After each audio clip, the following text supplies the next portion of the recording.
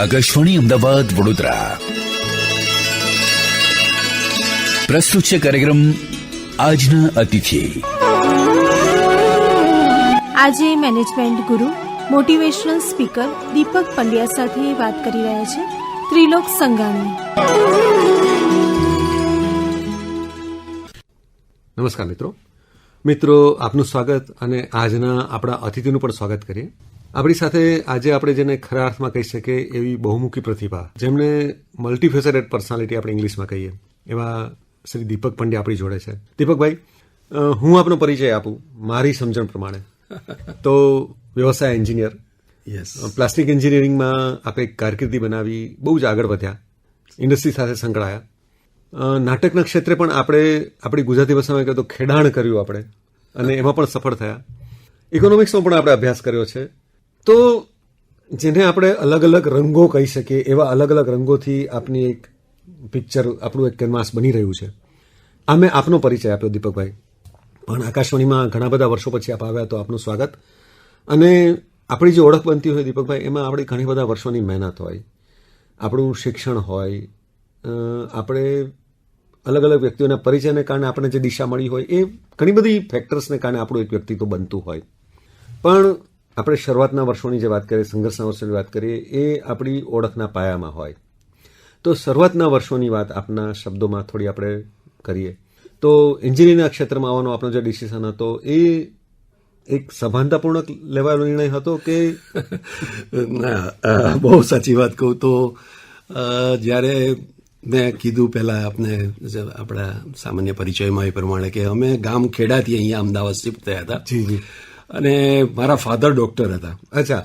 અને બહુ જ નિસ્વાર્થ ભાવે જે પહેલાના જમાનાના જે ડૉક્ટર હતા ને એ પ્રમાણેના ડૉક્ટરે, અને ખેડા ગામની અંદર એમની પ્રેક્ટિસ ચાલે, ડિસ્પેન્સરી ચાલે. અને ખેડાની આજુબાજુના લગભગ 10 થી 15 કિલોમીટરના ગામડાની અંદર બહુ ઓછા ડૉક્ટર, એટલે મોટા ભાગનું ડ્રેનેજ ત્યાં ખેડામાં આવે. એટલે મારા પપ્પાની પ્રેક્ટિસ સવારે 9 વાગ્યાથી ચાલુ થાય, રાત્રે 9, 10, 11 વાગ્યા સુધી ચાલે. લગભગ 200-300 પેશન્ટ આવે આખા દિવસે એમની. અને એમની ઈચ્છા હતી કે એમનો વારસો કદાચ હું સાચવું અને હું ડોક્ટર બનું. એટલે વધુ અભ્યાસ અર્થે મને અમદાવાદ મોકલ્યો. બરોબર. પણ કોઈક કારણસર હું એટલા મેરિટ સ્કોર ન કરી શક્યો જેથી કરીને હું મેડિકલની અંદર જઉં. બરોબર. પછી બીજી ઓલ્ટરનેટ બધી વ્યવસ્થાઓ હતી, પણ મને બહુ કે એમાં રસ પડ્યો નહીં. અને એ વખતે અચાનક જ મારું ધ્યાન પડ્યું કે આ એક નવી લાઈન, પ્લાસ્ટિક એન્જિનિયરિંગની લાઈન ચાલુ થઈ રહી છે. એટલે કોઈ એવી સભાનતા નથી કે આપણે પણ એક નવું છે. બરોબર. અને નવું છે માટે આપણે આની અંદર કંઈક મજા આવશે. અને પ્લાસ્ટિકનો એ વખતે યુગ ચાલુ થતો હતો. એક્ઝેક્ટલી. એટલે હું લગભગ 78ની આજુબાજુની, 78ની આજુબાજુની વાત કરું છું, 78, 79, જ્યાં પ્લાસ્ટિકની શરૂઆત થઈ હતી. બરોબર. અને ઇન્ડિયામાં વધારે ફેમસ થવા મળે. એટલે મને થયું કે આ કરવા જેવું કામ છે. અને પછી મેં એની અંદર અભ્યાસક્રમમાં મેં પ્રવેશ મને મળી ગયો, એટલે હું એની અંદર ગયો.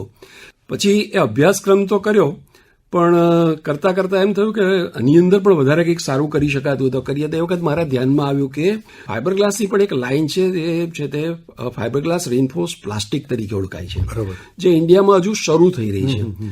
અને આઈઆઈટી મદ્રાસે એના માટે એક સ્પેશિયલાઇઝેશન કોર્સ ચાલુ કર્યો, માસ્ટર ડિગ્રીઓ એક કોર્સ ચાલુ કર્યો હતો. અને મારું એના ઉપર ધ્યાન ગયું, એટલે મને એમ થયું કે આમાં પણ આપણે વધારે સારું કરી શકીએ. કારણ કે મેં જે પ્રમાણે વાંચ્યું હતું, જે પ્રમાણે સમજ્યો હતો એ પ્રમાણે કે ફાઇબર ગ્લાસ રેઇનફોર્સ પ્લાસ્ટિક એ એવી પ્લાસ્ટિકની કોમ્બિનેશન છે કે જેમાં ગ્લાસ ફાઇબર પ્લાસ્ટિકનું કોમ્બિનેશન થઈને બહુ સ્ટ્રેન્થવાળી સારામાં સારી વસ્તુઓ બની શકે. હવે આ મારા મગજની અંદર વિચાર હતો, ને એમની અંદર એક વસ્તુ સરસ લખી હતી કે you dream it, you make it. એટલે તમે વિચારો એ વસ્તુ તમે બનાવી શકો એફઆરપીની અંદરથી. એટલે મને એની અંદર કુતૂહલતા થઈ. એટલે મને એમ થયું કે એની અંદર આપણે વધારે જાણવું છે, વધારે સમજવું છે. ને ડૉક્ટર નાયર સાહેબે કરીને એફઆરપી રિસર્ચ ઇન્સ્ટિટ્યૂટ આઈઆઈટી મદ્રાસમાં કર્યું. એટલે હું ત્યાં ગયો, અને ત્યાં જઈ અને પછી મેં એના ઉપર અભ્યાસ પૂર્ણ કર્યો. અને એ જ વખતે ફાઇબર ગ્લાસ પેલ્ટ્રીટન કરીને યુકેની કંપની હતી, એક મલ્ટીનેશનલ કંપની હતી. અને એ લોકો આ ટ્રેન્ડને ઇન્ડિયામાં ડેવલપ કરવા માંગતા હતા, કારણ કે બહુ શરૂઆતનો ટ્રેન્ડ હતો. એટલે એમણે મને હાયર કર્યો, અને મને હાયર કરીને એમણે કીધું કે તમારું કામ એ રહેશે કે તમે જે કન્વેન્શનલ પ્રોડક્ટ્સ છે એ કન્વેન્શનલ પ્રોડક્ટ્સને અમે તમને લિસ્ટ આપતા જઈશું. તમે એ પ્રમાણે એના સ્પેસિફિકેશન પ્રમાણે, ટેકનોલોજી પ્રમાણે, એના ટેકનિકલ સ્પેસિફિકેશન પ્રમાણે તમે એને ડેવલપ કરો. અને તમે ડેવલપમેન્ટ એન્જિનિયર તરીકે મને એપોઇન્ટ કરવામાં આવ્યો. અને ગુજરાત મારી ટેરેટરી હતી એટલે સૌથી પહેલો પરિચય મારો આલ્કો કેસ્ટોન સાથે કરવામાં આવ્યો, જે ભાવનગરનું બહુ મોટું શિપ બિલ્ડિંગ યાર્ડ છે, જે નેવલ ને કોસ્ટ ગાર્ડ માટેના જે બધા વેસલ્સ બનાવે છે. એટલે ત્યાં છે તે મેં એમની સાથે કામ કર્યું અને એમાંથી ઘણા વેસલ્સ અમે એક આખી ત્યાં એફઆરપી વેસલ્સ બનાવવા માટેની એક વર્કશોપ ટોટલી એર કન્ડિશન, જે ઇન્ડિયામાં કદાચ પહેલી અને છેલ્લી પણ હતી. પહેલી અને છેલ્લી પણ હતી, કારણ કે જે પોલિસ્ટર રેઝિન જે એની અંદર યુઝ થાય છે એના છે તે સ્ટાયરીન છે ને એવોપરેટ થાય, અને એ એવોપરેટ થાય ને તો એના માટેનું જે કન્ડિશન જોઈએ ને એ તમારે એર કન્ડિશનિંગ જોઈએ, એવી સ્પેસિફિકેશન વાળી વસ્તુ હતી. ઇન્ડિયામાં તો બધું ઘણું જ અલગ અલગ રીતે ચાલે, પણ એની સાથે રહી અને ત્યાં મેં નેવલ માટે, કોસ્ટગાર્ડ માટેના જે વેસલ્સ છે એ વેસલ્સને ડેવલપ કરવાનો પ્રયત્ન કર્યો. આલ્કો નો પણ એમાં સહકાર હતો અને ખૂબ સરસ રીતે એ કામ થયું. ને એ પછી ગવર્મેન્ટ ઓફ ગુજરાતને એમ લાગ્યું કે આપણે ત્યાં ફિશિંગ બોટ્સ બહુ બને છે, તો ફિશિંગ બોટ્સ છે એ બધી લાકડાની અંદરથી બને છે, તો આપણું આટલું બધું જંગલ ને આટલું બધું ખરાબ થાય છે, તો આપણે એવું કામ કરીએ કે એને પણ કન્વર્ટ કરવાનો પ્રયત્ન કરીએ. એટલે વેરાવળની અંદર એક કંપની હતી જે મહેશભાઈ સંઘવી કરીને એક ચલાવતા હતા. એમણે કીધું કે હું પ્રયત્ન કરું તમારી સાથે રહી, હું રિસ્ક લઉં, કારણ કે રિસ્ક લેવા માટે. હા, તો એમણે પછી સાથે રહી અને કરીને અમે પહેલો જે ફિશિંગ બોટ બનાવી એ અમે 30 ફીટની બનાવી. 30 ફીટની બનાવી. હવે તો ધીમે ધીમે કરતા મોટા ટ્રોલર્સ પણ બને છે અને ખૂબ, એટલે ગુજરાતનો જે દરિયાકાંઠો છે ને એમાં આજે ફિશિંગ બોટ્સ જે છે એ ફિશિંગ બોટ્સ તમે જુઓ તો આખા ઇન્ડિયાનું હબ છે. હા, એટલે કેરાલાથી માંડીને આ બાજુ ઉપર કોલકાતા સાઈડથી માંડીને બધા જ લોકો જે ફિશિંગ બોટ્સ માટે આપણને ગુજરાતને રેકમેન્ડ કરે છે. અને ગુજરાતના જે કારીગરો છે, ખાસ કરીને માંગરોળ, વેરાવળ, ઓખા, એ બેલ્ટના જે કારીગરો છે એટલા સઘન અને એટલા ટેકનિકલી સાઉન્ડ થઈ ગયા છે આટલી બધી એમના બોટ્સ બનાવ્યા પછી, કે એમની ડિમાન્ડ ઓલ ઓવર ઇન્ડિયાની રહે છે. તો આ રીતે શરૂઆત થઈ. સંઘર્ષ નહીં પણ બધા આનંદ કરતા કરતા આ બધું કરવાનો મને મોકો મળ્યો. જીવનમાં સંઘર્ષ નથી કર્યા, જીવનમાં કાયમ આનંદ કર્યા છે. એટલે જ્યાં જ્યાં આનંદ કરવાની તક મળી ત્યાં કરવાનો પ્રયત્ન. આપણે એક બહુ એક મહત્વનું સ્ટેટમેન્ટ કરી દીધું કે સંઘર્ષ નથી કર્યા. આપણે સંઘર્ષ થતા હોય પણ સંઘર્ષને આપણે આનંદ તરીકે લઈએ કે એને સંઘર્ષ તરીકે લઈએ, એ આપણું એક રીતે જોઈએ તો આપણો દ્રષ્ટિકોણ. એના માટે છે ને તો મને યાદ આવે છે કે હું જયારે કંઈક વાંચતો હતો ત્યારે મને અકબર અલી જસદણવાળાની એક ગઝલ વાંચવા મળી હતી. એમાં લખ્યું હતું કે મનોરંજન કરી લઉં છું, મનોમંથન કરી લઉં છું, પ્રસંગોપાત જીવનમાં પરિવર્તન કરી લઉં છું. વાહ, બહુ જ સરસ. તો મને એમ થયું કે જીવનમાં મનોરંજન હોવું જોઈએ. બરોબર. જો મનોરંજન એટલે આનંદ હોય તો તમને બહુ મજા આવે. તમે જીવવાની કંઈક જુદી તમને સંઘર્ષો રહેવાના છે, મુશ્કેલીઓ રહેવાની છે, તકલીફો રહેવાની, બધું રહેવાનું છે. બરોબર છે. પણ એની અંદરથી પણ મનોરંજન કેવી રીતે શોધવું એ આપણું કામ છે. પણ જો જયારે તમને મનોરંજન મળવાનું બંધ થઈ જાય ત્યારે મનોમંથન આવે છે, કે તમે મનોમંથન કરો કે મને મનોરંજન કેમ નથી મળતું. બરોબર. અને એ જો મનોમંથન કરશો ને તો તમે એની અંદર પરિવર્તન ક્યાં ક્યાં કરવાની જરૂર છે, કઈ જગ્યાએ કરવાની જરૂર છે એ તમને મળશે. અને આ જે ફક્ત એક જ નાનો શેર છે એમનો, અકબર અલી જસદણવાળાનો, મારા જીવનમાં બહુ સ્પર્શી ગયો. અને કાયમ હું આ અને મારા હૃદય પાસે જ રાખું છું કે ભાઈ ઓલવેઝ મનોરંજન કરો. મનોરંજન જ્યારે તમારું એમ થાય સુકાતું જતું હોય, અટકી પડતું હોય, તમને ડ્રાયનેસ લાગતી હોય ત્યારે મનોમંથન કરી લો અને એની અંદરથી જે કંઈ નિષ્કર્ષ નીકળે ને એ પ્રમાણે ધીમે ધીમે પરિવર્તન કરી લો. બહુ જ સરસ. દીપકભાઈ, આ એક પાસાની આપણે વાત કરી. જીવનના આપણા ઘણા બધા પાસા હોય, એમાંથી એક બીજું પાસું એ નાટ્ય અથવા તો આપણે એની સાથે તમે સંકળાયા, તો એ દિશા કઈ રીતે મળી અથવા તો એ દિશામાં તમારું કઈ રીતે તમારું જવાનું થયું? મેં કીધું ને જેમ અચાનક પ્લાસ્ટિક એન્જિનિયરિંગમાં આવ્યો એમ અચાનક પણ આવું થયું કે હું કામ કરતો હતો તો એવું હતું કે મલ્ટીનેશનલ કંપનીમાં જ્યારે તમે કામ કરતા હતા એ વખતના જમાનાની અંદર તો ફક્ત મારી જ કંપની એવી હતી અમદાવાદની અંદર કે જે સેટરડે સન્ડે રજા આપતી હતી, જેનો સેટરડે સન્ડે કામ ના હોય, કારણ કે I was working with the multinational. જે એ કલ્ચર એ વખતે હતું નહીં. બરોબર. એટલે હું શનિ રવિ બહુ ફ્રી રહું. શનિ રવિ મારે કે એવું બધું કામ હોય નહીં, એવું ઇન્સિસ્ટ પણ એ કંપની ના કરે કે તમે શનિ રવિ કામ કરો. બરોબર.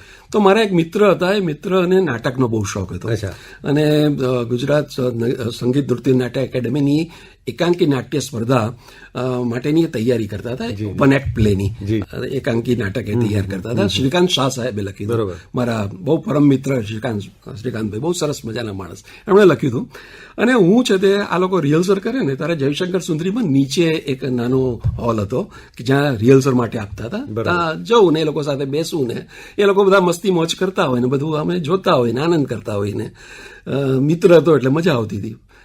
એક દિવસ અચાનક એવું થયું કે જે મેઇન રોલ હતો એ મારો મિત્ર કરતો હતો, એની સાથે બીજો સપોર્ટિંગ રોલ હતો, એમાં એ વ્યક્તિ કંઈક ન આવ્યો અને રિહર્સલ ચાલુ રાખવાના હતા. એટલે હું ત્યાં બેઠો હતો, એટલે મેં કીધું ચલ હું તને પ્રોક્સી તરીકે મદદ કરું. હવે પ્રોક્સી તરીકે મદદ કરવા માટે એવું થયું કે ખરેખર એવું થયું કે હું સાંભળતો હતો બધા ડાયલોગ્સ બેઠા બેઠા ને બધું, તો મને બધા લગભગ કંઠસ્થ હતા. એટલે મેં બહુ સરસ રીતે ત્યાં ડાયલોગ્સ બોલ્યા અને મારી બોડી લેંગ્વેજ પણ કંઈક એ લોકોને વધારે ગમી ગઈ કે બધા જે કંઈ બીજા સાથે મિત્રો હતા એ બધા. તો એ લોકોને થયું કે યાર એક કામ કરો ને, તમે આ રોલ કરો ને. તો શ્રીકાંત શાહનું એક રાતો પીળો લંબચોરસ દિવસ બહુ સરસ પ્લે છે, એક બહુ સરસ એકાંકી બધા શ્રીકાંત શાહ સાહેબે લખ્યા છે. અનફોર્ચ્યુનેટલી આજે દુનિયામાં એ નથી, પણ એ નાટકથી મારી શરૂઆત થઈ. અને ત્યાર પછી બીજું એક નાટક હતું એકાંત નંબર 80, જે પણ મારા મિત્ર જ કે આપણે આ સ્પર્ધામાં મૂકીએ. એ પેલું જે નાટક હતું એનો અમારો ત્રીજો રેન્ક આવ્યો, સુરતની અંદર હતું, અમે ત્રીજા ક્રમે આવ્યા હતા કે ના આ વખતે આપણે પહેલા ક્રમે જવું છે. એટલે ફરી પાછું અમે શ્રીકાંત શાહ સાહેબને કોન્ટેક્ટ કર્યો અને એકાંત નંબર 80 કરીને એક નાટક હતું, એ અમે એમની પાસેથી પરમિશન લીધી. અમે એ પ્રકાર એમાં લીડ રોલ હું કરતો હતો. અને એ વખતે આપણા નિર્ણાયક તરીકે આપણા આકાશવાણીના રમેશભાઈ નિર્ણાયક તરીકે આવ્યા હતા. અને એ નાટકને ફર્સ્ટ પ્રાઇઝ તો મળ્યું, પણ મને બેસ્ટ એક્ટરનો પ્રાઇઝ પણ એ વખતે આવ્યો. અને રમેશભાઈ એમના ઘેરા અવાજની અંદર મને કીધું કે તારામાં પોટેન્શિયલ છે, તું કેમ નથી કરતો. મને હજુ પણ યાદ છે, મારા ખભે હાથ મૂકીને તું કર. અને પછી એમણે ઘણા બધા લોકો સાથે મને ઇન્ટ્રોડ્યુસ કર્યો રમેશભાઈએ. અને જેથી કરીને ધીમે ધીમે મને એટલે મેં એને હોબી તરીકે મારા આનંદ માટે, મેં ના કીધું મનોરંજન, એટલે મારું કામ એક બાજુ પર ચાલે ને બીજી બાજુ પર આ કરે. એટલે પછી એ રમેશ અમીન સાથે પણ મારો સંપર્ક થયો, અર્પણ સંસ્થાની અંદર, જેમની સાથે પણ નાટક કર્યા. ઉછીનો શ્વાસ કરીને એક શૈલેષ ઠક્કરનું બહુ સારું પ્રોડક્શન હતું, એને લગભગ 150-200 શો કર્યા હતા, એમાં પણ મેં લીડ રોલ કર્યો. અપરાધ કરીને નાટક જે મેં પ્રેમ આહુજાની જે આપણે જે ખૂનકેસ જે હતો નેવી ઓફિસર વાળો, એમાં છે તે વિલનનો રોલ મેં કર્યો. એમ કરતા કરતા એ બધા કર્યા. અને એ વખતે જમાનો પાછો આવ્યો દૂરદર્શનનો, અને દૂરદર્શનની અંદર બધી સિરિયલ બનવા માંડી. હવે નાટક ઉપર આપણે કામ કરતા એટલે ઘણા લોકોની નજર તમારા ઉપર પણ જાય કે ભાઈ આ સારો એક્ટર છે, તેને જરા બોલાવો. એટલે મને બોલાવવા મળે, પણ સમયની મારી વ્યસ્તતા હતી, કારણ કે હું તો ખાલી શોખ માટે જ કરતો હતો અને મારી જોબ પણ એ વખતે ચાલુ હતી. એટલે બહુ એટલો સમય હું એમને આપી શકતો નતો, પણ જેટલા મળ્યા એ બધા નાટકોની સાથે સાથે સિરિયલ કરવાનો પણ મોકો મળ્યો. ત્યાં અચાનક એ વિચાર એવો પણ આવ્યો એક મિત્ર દ્વારા કે ભાઈ યાર પૈસા છે તો થોડાક આપણે એની અંદર ઇન્વેસ્ટ પણ કરીએ. બરોબર. તો અમે દૂરદર્શનની અંદર અમુક સિરિયલ્સ પણ પ્રોડ્યુસ કરવાનો પ્રયત્ન કર્યો, પ્રોડ્યુસ કરી સક્સેસફુલ ગઈ. એક સિરિયલ જે ઘણા લોકો હજુ પણ યાદ કરે છે, સપ્તપદી કરીને જે સિરિયલ છે, જે મેં બનાવી હતી. એનો અંદર રોલ પણ મેં કર્યો હતો. અર્ચિતા મારી વાઇફ છે, એના ડાયલોગ્સ લખ્યા હતા. અને પોએટિક ડાયલોગ લેંગ્વેજનો એક સરસ પ્રયોગ ત્યાં કર્યો હતો, જે લોકોને અને ખાસ કરીને સ્ત્રીઓને એ બહુ સ્પર્શી ગયો. સપ્તપદી એ ખરેખર એક એવો હતો કે જેથી કરીને એ વખત દૂરદર્શનમાં એવું હતું કે એટલા બધા લોકો સિરિયલ બનાવવાનો પ્રયત્ન કરતા હતા, એટલે કોઈને 13 થી વધારે એપિસોડની પરમિશન નથી મળતી. અને ફોર્ચ્યુનેટલી એ વખત એવું થયું કે એની લોકપ્રિયતાને કારણે એનો જે સપ્તપદીને 52 હપ્તા સુધી એ લોકોએ કરી અને એ બધું કરી અને એન્જોય કર્યું, મજા કરી, મસ્તી કરી, મોજ કરી. હવે એક ચીલાચાલુ પ્રશ્ન પૂછું બોલો કે આ પ્રશ્ન ચીલાચાલુ જ છે, પણ સ્પર્શે એવો પણ છે કે આટલું બધું કામ કરવાનું સમય આપણી પાસે હંમેશા મર્યાદિત હોય, તો એ આપણી પ્રોફેશનલ લાઈફ, આપણી સોશિયલ લાઈફ, આપણી ફેમિલી લાઈફ બધું મેનેજ કરવાનું સમય છે ને એ ક્યારેય ઓછો નથી. તમે ટૂથપેસ્ટ જોઈ છે? તમે ટૂથપેસ્ટ જયારે પતવા આવે ને તો તમને એમ થાય પતી ખલાસ થઈ ગઈ, પણ તમે એને દબાવો ને તો એની અંદરથી ધીમે ધીમે ધીમે નીકળે, લગભગ અઠવાડિયું 10 દિવસ 15 દિવસ 20 દિવસ સુધી ચાલે.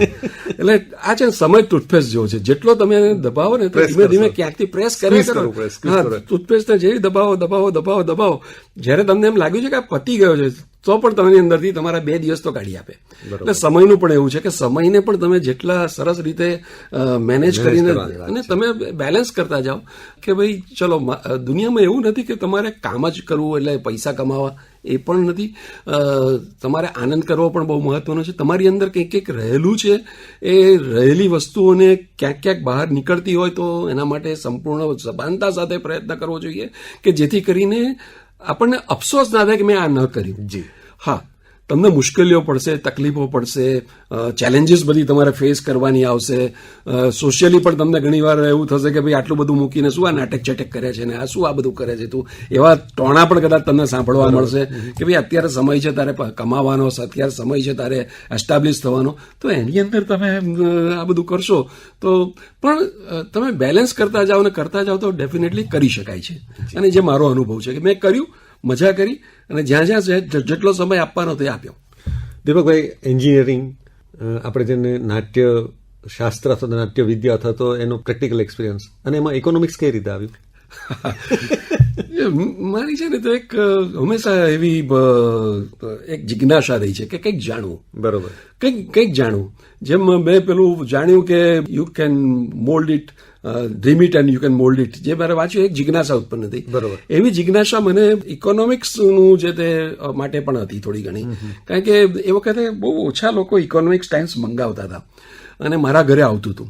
અને બહુ એટલી બધી સમજણ પડતી નથી, પણ મને એમ થયું કે આ ઇકોનોમિક્સ જે સબ્જેક્ટ છે ને એ કંઈક ઇન્ટરેસ્ટિંગ છે. બરોબર. જેની ઉપર આખું દેશ, આખું વિશ્વ ચાલે છે. બરોબર. કારણ કે ઇકોનોમિક્સ જે સબ્જેક્ટ છે એ સબ્જેક્ટ ઉપર પૂરા વિશ્વનો મદાર રહેલો છે. એકદમ સાચું. તો એની અંદર ઘણા બધા પહેલું છે જે સમજવા જોઈએ. એટલે મને એમ થયું કે આ વિષય ઉપર થોડુંક મને જાણવું જોઈએ, મારે સમજવું જોઈએ. અને એ વખતે મેં પહેલા તો કોલેજની અંદર કર્યું, પણ પછી પાછો સમય નો, તમે કીધું ને એ પ્રમાણે પેલી ટૂથપેસ્ટ ઘટવા માંડી એટલે પછી મેં એક્સટર્નલ કર્યું. એક્સટર્નલ ગુજરાત યુનિવર્સિટીમાંથી એક્સટર્નલ કર્યું. પણ એનો અભ્યાસ, મારો ડિગ્રી મેળવવા માટેનું મહત્વ નહોતું. મારું મહત્વ એ હતું કે મને આની અંદરથી શું વધારે જાણવા મળે છે. અને એને લીધે મને કદાચ એવું બન્યું કે મારી દ્રષ્ટિ એક નોકરીમાંથી ધંધા તરફ પલટાઈ. અને મેં ધીમે ધીમે, અને અમે આપણા ગુજરાતીઓની અંદર તો એક ખાસિયત હોય છે કે બહુ ઓછા, અને બ્રાહ્મણને તો એક મોટામાં મોટું વરદાન છે કાં તો શ્રાપ છે કે રાજીનામું ખિસ્સામાં લઈને ફરે છે. એટલે એવી બધી તકલીફમાં પણ જે કહેવાય ને કે મને એમ થયું કે આપણે ધંધો કરીએ. અને એમાં ઇકોનોમિક્સનો ફાળો મને રહ્યો. પણ એક જિજ્ઞાસાથી મેં, જિજ્ઞાસા વૃત્તિ જેને કહેવાય ને, એના થ્રુ એને સમજવાનો પ્રયત્ન કર્યો હતો. નહીં કે એની અંદરથી કોઈ ડિગ્રી મેળવીને કોઈ નોકરી મેળવવાનો. એટલે મારો ફક્ત પર્પઝ એ હતો કે જાણવું. બરાબર. માનવું અને જાણવું એ બંને બહુ બહુ જરૂરી છે માણસને. કે તમે જેટલું જાણશો ને એટલું વધારે માણી શકશો ને માની શકશો. બરોબર. પણ જેટલી વસ્તુ આપણે જાણતા નથી એને ના તો તમે માણી શકશો ને ના માની શકશો. એક્ઝેક્ટલી. એટલે મારો આ પ્રયત્ન એ રહ્યો હતો. એટલે એક આખો અલગ દિશામાં તમે આપણે વિધિસરનો અભ્યાસ કરો. હવે આ પણ એક નવું કે આપણે જયારે સેટિસ્ફાઈડ હોય, આપણને એમ થાય કે આપણે જોબમાં સેટિસ્ફાઈડ છીએ, તો પછી પોતાનો વ્યવસાય કરવાનું એક સાહસ જ કહેવાય ને. તો એ સાહસ કરવાનું કેમ સૂઝ્યું અને એમાં કઈ રીતે આગળ વધતા ગયા? હા, એટલે છે ને, તમે જુઓ કે એક નાના બાળકને તમે છે ને એક રમકડું આપો ને, જયારે લઈને ઘરે આવો ને ત્યારે એ રમકડું એને બહુ જ ગમે. રમ્યા કરે. બરોબર. અને રમતા છે ને થોડો વખત પછી એને સેચ્યુરેશન આવી જાય. એટલે એ કાં તોડી નાખે, કાં બાજુ પર મૂકી દે, કાં તો એના તરફ ધ્યાન ન આપે, કાં તો એને એમ થાય કે હવે બહુ થયું, આ થઈ ગયું એમ. એવું મને એમ થયું કે બહુ થયું, હવે કંઈક કરીએ. કંઈક કરવાની જે તમન્ના હતી ને એના સંદર્ભની અંદર જ મારું આ બિઝનેસ તરફ વળવાનું. અને ચોક્કસ એ પણ હતું કે આપણે અત્યારે ઉંમર છે મહેનત કરવાની, આપણી અત્યારે ફેવરેબલ સર્કમટેન્સીસ છે. બરાબર. અને ઘણી બધી જગ્યાએથી મને એવી, કારણ કે હું કામ કરતો હતો એટલે ઘણા લોકો અપ્રોચ પણ મને કરતા હતા. બરાબર. કે આવી વસ્તુઓ તમે ના કરો તો શું, કેમ ના, બીજા કોણ. એટલે એને એ બધી ઓફર મને મળતી ગઈ. એમાં એવી એક સરસ ઓફર મને મળી કે જે મારે એમ થયું કે ના આની અંદર કંઈક હું કરી શકીશ. જે મેનિક્વિન્સ ડેવલપ કરવાની આખી એક ઓફર હતી અને મેં મેનિક્વિન્સ ડેવલપ કરવાનો પ્રયત્ન કર્યો. એ વખતે એર કુલર બોડીઝ અને એનો પણ એ વખતે જમાનો FRPની અંદર હતો, ઘરઘંટીની બોડીઝ બનાવવાનો જમાનો હતો. તો આ બધું ડેવલપ કરતા કરતા સાથે સાથે મને એમ થયું કે હું પણ બિઝનેસ કરું, અને પછી કર્યો. અને લોકોનો એ વખતે સપોર્ટ હતો, કારણ કે મેં આટલું બધું કામ કર્યું હતું એ વખતે, એટલે માર્કેટ આખું મને ઓળખતું હતું. એટલે બહુ સાચી વાત કહું કે એવા કોઈ પૈસા રોકીને મેં ધંધો નહોતો કર્યો. એવું મારું મૂડી રોકાણ 5,000 રૂપિયાનું અને મારા પાર્ટનરનું મૂડી રોકાણ 5,000 રૂપિયાનું, એમ કરીને 10,000 રૂપિયાની અંદર અમે આ ધંધો ચાલુ કર્યો હતો.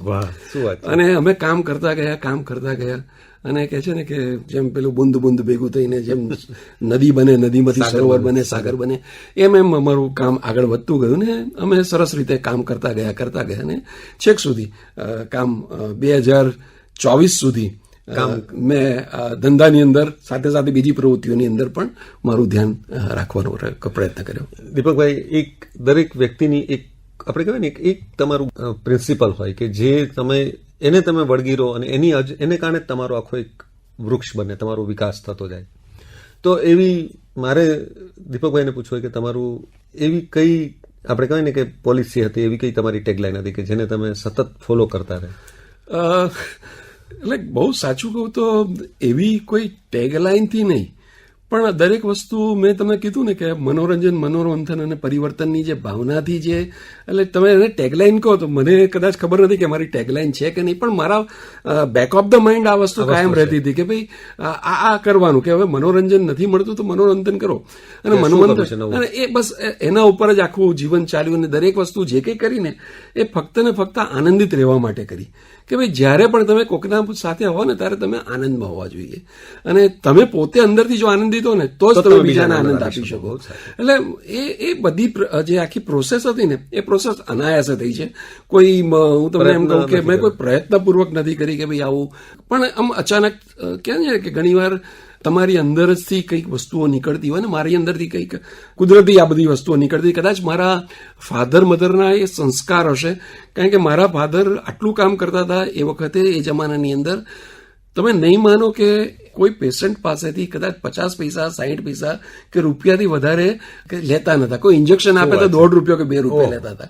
છતાં પણ એ પોતે આનંદિત રહેતા હતા, મજા કરતા હતા, અમારી સાથે સમય પણ એટલો જ સરસ રીતે ગાળતા હતા. અને આ બધું કદાચ કુટુંબના સંસ્કારો હશે. મારા જે ગ્રાન્ડફાધર હતા એ પણ ડોક્ટર ભાનુપ્રસાદ પંડ્યા, એ પણ ગાંધીવાદી વિચારસરણીના માણસ હતા. અને ગાંધીજી, મોરારજીભાઈ દેસાઈ, આ બધા, હિતેન્દ્રભાઈ દેસાઈ, એમની જોડે કામ કર્યું. મારા ફાધર હિતેન્દ્રભાઈ સાથે પણ ઘણું કામ કરેલું. અને એ એક વિચારધારા જે હતી એ વિચારધારાની અંદર જ્યાં સંતોષની વિચારધારા હતી કે સંતોષ લેવાનો પ્રયત્ન કરો, અને કદાચ એ બાય બ્લડ ધીમે ધીમે મારામાં ઉતર્યો છે એવું માનું છું. એક વારસો, બહુ સારો વારસો તમને મળ્યો એવું આપણે કહી શકીએ. જરૂર. તમે જીવનની એક ફિલોસોફી બહુ સરસ રીતે પણ બહુ ઉચ્ચતમ ફિલોસોફી આપ વ્યક્ત કરી દીધી. હવે આખું જે એક મહત્વનું જે એક આપણે કહેવાય ને કે તમે એક નવું ક્ષેત્ર તમે જેને ખેડ્યું, એ મેનેજમેન્ટ ટ્રેનિંગ અથવા તો આપણે જેને કોર્પોરેટ ટ્રેનિંગનું વાત આપણે કરીએ, જેને આપણે મેનેજમેન્ટ ગુરુની વાત કરીએ. ના, પણ એ મેનેજમેન્ટ ગુરુ જેવો શબ્દ કદાચ મારા માટે યોગ્ય નથી, કારણ કે ઘણા બધા મારા કરતાં પણ બહુ જ જ્ઞાની અને બહુ જ પુરુષાર્થી અને ખૂબ જ સરસ ખેડાણ કરવાવાળા લોકો છે, જેમને હું પોતે હજુ આજે ગુરુ માનું છું. જ્હોન મેક્સવેલ છે, રોબિન શર્મા છે, જેણે મને મેન્ટર કર્યો, જી બાલા કરીને જે છે, એક ડૉક્ટર પરેશ કારિયા કરીને છે, ઘણા બધા એવા છે કે જે નોલેજેબલ માણસો છે. એક અશરફ કરીને જે છે મદ્રાસની અંદર છે. આ બધાએ ખૂબ ખૂબ ખૂબ કામ કર્યું છે. પણ મારો આ જે જગ્યાએ પ્રવેશ એ એટલા માટે થયો કે હું 2007માં મને ઓપોર્ચ્યુનિટી મળી કે હું પ્રેસિડેન્ટ બનું. બરાબર. અને એ વખતે અમે મ્યુનિસિપલ સ્કૂલ્સ ડેવલપ કરવા, એટલે ઇન્ફ્રાસ્ટ્રક્ચર ડેવલપ કરવા માટેનો અમારો એક પ્રોજેક્ટ હતો. અને જેના કારણે અવારનવાર હું મ્યુનિસિપલ સ્કૂલની વિઝિટ લેતો અને ત્યાં અમે એનું જે કંઈ ઇન્ફ્રાસ્ટ્રક્ચર હોય એ બધું સરસ રીતે, જેથી કરીને છોકરાઓને મજા આવે અને છોકરાઓ સરસ રીતે ભણી શકે. કારણ કે એક સરસ એને એમ્બિયન્સ જોઈએ, એ એમ્બિયન્સ ડેવલપ કરવાનો પ્રયત્ન. ત્યાં કામ કરતાં કરતાં મને લાગ્યું કે આ છોકરાઓમાં ખૂબ ટેલેન્ટ છે, અલગ અલગ પ્રકારની. કોઈ સરસ ડ્રોઈંગ કરતું હતું, કોઈ સરસ ગાતું હતું, કોઈ સરસ કહેવાય ને કે વાજિંત્ર વગાડતું હતું. હું ઓબ્ઝર્વેશનમાં બધું જોતો હતો. અને સરસ ઘણા છોકરાઓ એવા પણ હતા જે સોશિયલી ડિપ્રાઇવ્ડ બેકગ્રાઉન્ડમાંથી આવતા હતા, છતાં પણ એમનામાં ટેલેન્ટ હતી. તો મને એમ થયું કે એને એક પ્લેટફોર્મ મળવું જોઈએ કે જેથી કરીને એ લોકો એમની વસ્તુઓને એમને અત્યારથી તૈયારી એક થઈ જોઈએ. તો એ વખતે સ્કૂલ બોર્ડ ચેરમેન હતા જયપ્રકાશભાઈ કરીને. તો જયપ્રકાશભાઈ સાથે મારી વાતચીત થઈ તો એમણે એમ કીધું કે આપણે એક કામ કરીએ, એક વક્તૃત્વ સ્પર્ધા કરીએ. તો એ વક્તૃત્વ સ્પર્ધા કરીએ કે જેથી કરીને છોકરાઓને એક કોન્ફિડન્સ ડેવલપ થાય અને પોતાના વિચારો સરસ રીતે મૂકી શકે એ રીતે કરીએ. પણ કે શરત એટલી છે કે હું ફક્ત એક સ્કૂલ માટે તમને નહીં કરવા દઉં. તમારે કરવી હોય તો આખા અમદાવાદની બધી સ્કૂલ માટે કરવી પડશે. તમે વિચાર કરો કે અમદાવાદ આટલું મોટું, આટલી બધી સ્કૂલો, ત્યાં લગભગ 1.5 લાખથી વધારે છોકરાઓ ભણે છે અને આ બધાની વચ્ચે કોમ્પિટિશન કરાવી. પણ એમને સરસ રસ્તા કાઢ્યા કે 15મી ઓગસ્ટે પહેલા સ્કૂલ લેવલ ઉપર થાય, ત્યાર પછી એનું બીટ લેવલ ઉપર, પછી ઝોન લેવલ ઉપર, અને ફાઇનલ એ કે આપણે ટાગોર હોલમાં કરીશું. અને જેટલા છોકરાઓએ પાર્ટિસિપેટ સ્કૂલ લેવલથી કર્યું છે એ બધાને એમના ટીચર સાથે આપણે બોલાવીશું. અને ફાઇનલના જેટલા લોકો છે, જે 18 જણા થતા હતા, તો એ ફર્સ્ટ સેકન્ડ થર્ડ જે આવ્યા હોય જે એની અંદર ઝોનની અંદર, તો એવા 6 ઝોન છે એ લોકો. તો એવા 18 છોકરાઓને આપણે કરીશું ને અમે એ કોમ્પિટિશન કરી. બહુ સક્સેસફુલ ગઈ, બધાને બહુ મજા આવી. ઘણા બધા પ્રતિભાશાળી લોકોને પણ અમે ઇન્વાઇટ કર્યા હતા. પણ ત્યાં એક વિચાર આવ્યો દરેકને, અને એ વખતે તમને કદાચ ખ્યાલ હશે કે રિયાલિટી શોનો જમાનો ચાલુ થયો. તો એમાં છે તે રિયાલિટી શોમાં એક ગુરુ આપવામાં આવે ને પેલાને ટ્રેન કરે ને એ બધી જે હતી ને, તો ટ્રેનિંગનો એક પ્રોગ્રામ એને કરવાનો હતો, એ કર્યો. તો મને જે જવાબદારી સોંપી જેથી કરીને મેં એ ટ્રેનિંગ એમની લીધી, સારી રીતે લીધી. અને મને એ વખતે વિચાર સ્ફૂર્યો કે જો આ છોકરાઓને હું અહીંયા તૈયાર કરી શકું છું તો ભારત દેશમાં તો ઘણું મોટું યુવાધન છે. કંઈક એવું કરવું જોઈએ કે જેથી કરીને હું એમને વધારે સારું વસ્તુઓ કાં તો સારું નોલેજ આપી શકું. અને એના માધ્યમથી પછી આ પ્રવૃત્તિ ચાલુ થઈ. એટલે પછી મેં એક મિશન બનાવ્યું, empower the youth and build the nation. અને એ પ્રોગ્રામ અંતર્ગત આજે હું બધા જ જગ્યાએ જઉં છું. ઘણું બધું એના માટે ભણ્યો પણ ખરો, ઘણું બધું શીખ્યો પણ ખરો. અને કોર્પોરેટના હોય કે આપણા ગવર્મેન્ટના ઓફિસર્સ પણ હોય કે સ્કૂલના સ્ટુડન્ટ્સ હોય કે કોલેજના સ્ટુડન્ટ્સ હોય, આ બધાને લાઈફ સ્કિલ માટેની જે કંઈ જરૂરિયાતો છે એ જરૂરિયાત વિશે જ્ઞાન તો ના કહેવાય પણ એમને સમજણ આપવાનો પૂરતો પ્રયત્ન કરું છું. અને ભગવાન કરે કે મા સરસ્વતીની કૃપા મારા ઉપર રહે કે જેથી કરીને હું વધારે યંગસ્ટર્સને મળી શકું. એ તો કૃપા રહેવાની જ છે. દીપકભાઈ, અંતમાં એક ટ્રેનર તરીકે અમારા જે લિસનર્સ છે, અમારા જે શ્રોતાઓ છે, અલગ અલગ વય જૂથના છે, અલગ અલગ વ્યવસાય સાથે સંકળાયેલા છો, તો એમને તમારો સંદેશ શું આપવાનું પસંદ કરશો? મારો સૌથી મોટામાં મોટો જે કંઈ મારા યંગસ્ટર સાથે વાત થતી હોય છે એ પ્રમાણે કે તમે છે ને તો દરેક પરિસ્થિતિને અનબાયસલી એનાલાઇઝ કરવાનો પ્રયત્ન કરો.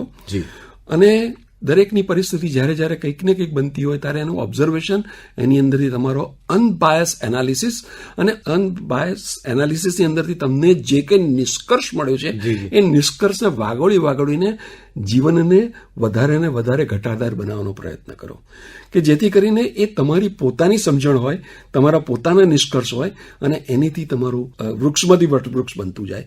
એટલે બહુ જરૂરી છે તમારા અંદર બેસીને તમારી જાતને ઢંઢોળીને તમારી અંદર પડેલી જે કંઈ વસ્તુઓ, પ્રોબ્લેમ્સ, વિચારો, આ બધાને પૂરતો ન્યાય આપીને અનબાયસલી એનાલિસિસ કરવાથી જીવનની સરળતા અને સમજણ વધારે આવે છે. આપણે આપણી જાત સાથે થોડો સમય ગાળવો પડે, જે આજના જમાનામાં લોકો નથી કાઢતા. કે એક 5-15 મિનિટ તમે એકલા જ બેસો, only and only you without any distractions and talk with yourself. તમારી અંદરથી 2 અવાજ કાયમ આવતા હશે અને એ અવાજ સાથે વાત કરો અને એની અંદરથી નિષ્કર્ષ પર આવો અને એ તમને સાચો માર્ગ બતાવશે. કારણ કે તમારો સાચામાં સાચો મિત્ર તમારી અંદર જ બેઠો છે. બાકી કોઈ જગ્યાએ તમારા બીજા મિત્ર નથી.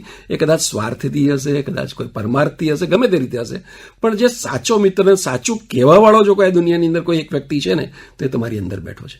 તો તમે એને શોધો. દીપકભાઈ, ઘણી બધી વાતો આપણી વાતોમાંથી શ્રોતાઓ સુધી પહોંચી અને બહુ જ નિખાલસતાથી આપણે કેટલીક વાતો શેર કરી. એમાંથી અમારા જેવા ઘણા લોકોને ઘણું બધું ભાથું મળ્યું. તો ભાથું આપવા બદલ આપનો ખરા હૃદયથી આભાર. અને આપ આ જ રીતે આપની વાત લોકો સુધી વહેંચતા રહો એવી અમારા બધા વતી આપને ખૂબ શુભેચ્છા. Thank you very much Deepakbhai. Thank you very much. હમણાં જ આપ સાંભળી રહ્યા હતા કાર્યક્રમ આજના અતિથિ. પ્રસારણ આકાશવાણીના અમદાવાદ વડોદરા કેન્દ્ર પરથી કરવામાં આવ્યું.